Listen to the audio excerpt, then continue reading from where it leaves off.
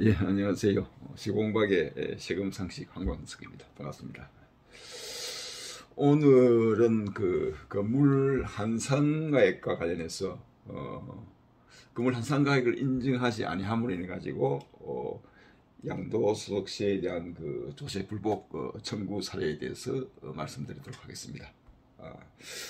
사례자는 그 2013년 10월 달에 그 토지를 취득을 하고 나서 그 지상에다가 2015년 10월 달에 건물을 신축해가지고 임대업을 개업을 하다가 사업을 하다가 2022년 10월 달에 토지와 건물을 30월에 양도를 하였습니다. 그리고 나서 이제 양도소득세를 신고 납부하게 되었는데, 취득가액을 토지에 대한 취득가액은 실거래가액 10억 원을 하고, 건물은 실제 모든 증빙을 구비할 수 없어가지고 한상가액 14억 원으로 해서 취득가액 24억 원, 양도가액 30억 원 해서 양도차익 6억에 대해서 양도소득세를 신고 납부하였습니다. 그런데 과세관청 처분청에서는 건물 한상가액 14억을 부인을 하고 관할구청에서 취득세 신고 시에 확인한 공사금액 10억을 확인을 하고 나서 취득가액 20억, 즉 토지 10억, 건물 10억 이래서 양도소득세 과세 예고 통지를 하게 됐습니다. 그러니까 30억과 20억의 차이에 대해서, 즉 10억에 대해서 양도소득세 과세 예고 통지를 하게 된 거죠. 그런데 요 과세 납세자 입장에서는 실제로 그보다도 더 많은 공사비가 투입이 됐는데도 불구하고 양도세 10억에 대해서, 즉 취득가액 실제 확인되는 금액을 기준으로 해서 취득가액을 계산하면서 양도차익 10억에 대해서 과세하는 것은 좀 부당하다, 이렇게 해서 조세 불복 청구를 하게 됩니다. 그래서 쟁점 사항은 신축 건물 취득가액을 한산 취득가액으로 인정해 달라라는 청구 주장의 당부가 되겠습니다.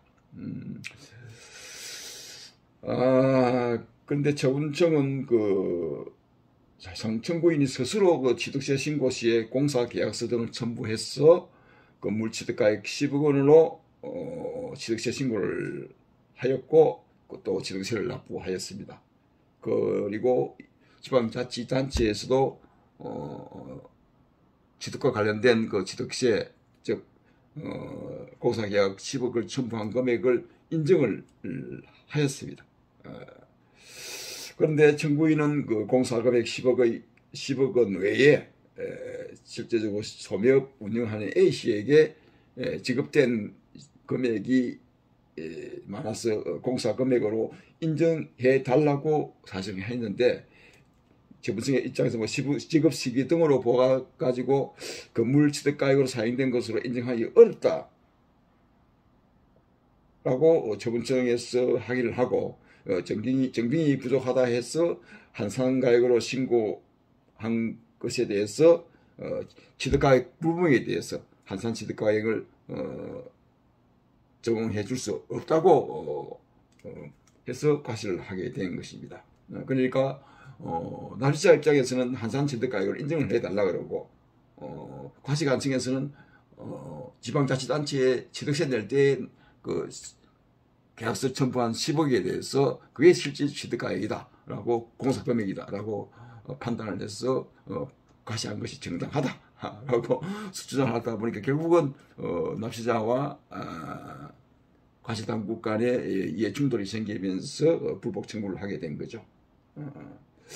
결론은 즉 납세자, 즉 청구인의 주장을 들어줄 수 없다는 사례인데, 여러분 생각이 어떻습니까? 실질적으로 세포상 한상가액을 또 모두 실질 취득가액, 기본적으로는 실질 취득가액을 인정을 해야 되겠지만은 실질 취득가액이 확인이 되지 않는 경우에는 감정가액, 매사례가액, 감정가액, 그리고 한산 취득가액으로 인정을 하도록 하고 있죠, 세법에서는. 그러나 실질 취득가액이 하게 되는 경우에는 실질 취득 가액을 하게 되어 있습니다.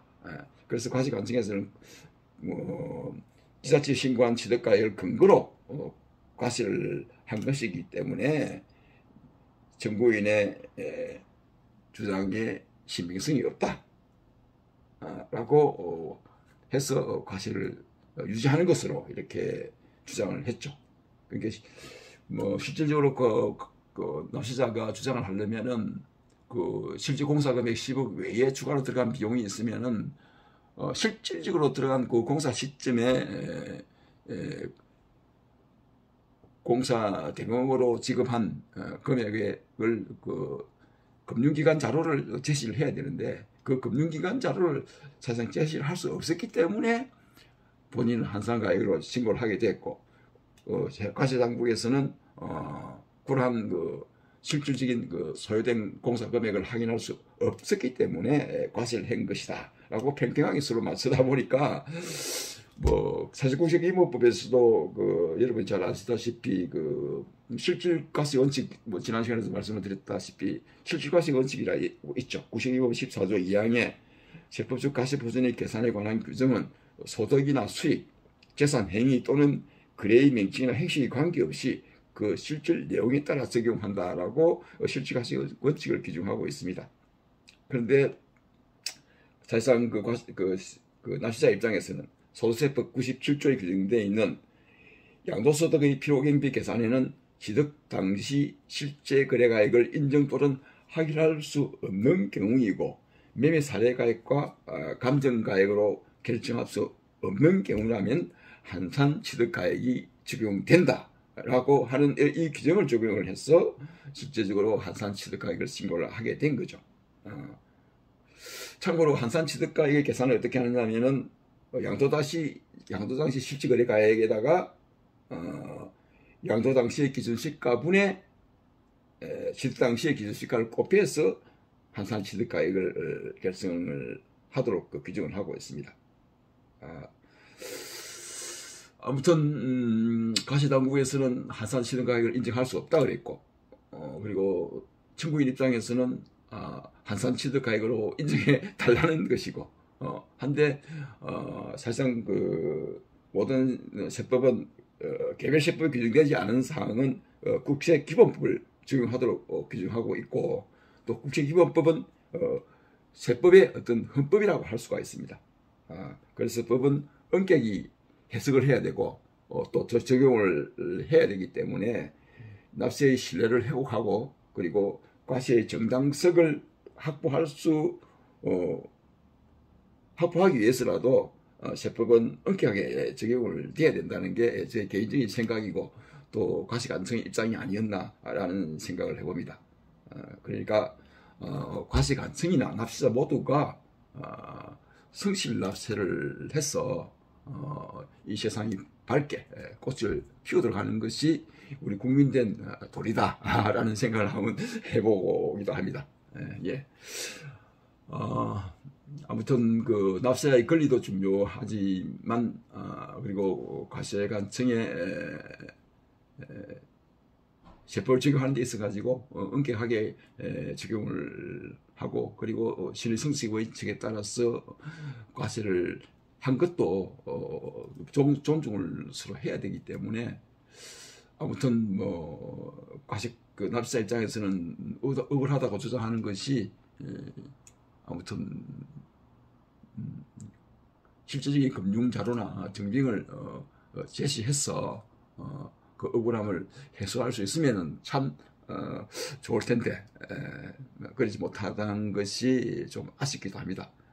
아무튼 어느 쪽의 주장이 옳고 그런지는 또 나중에 조수심판원이나 또는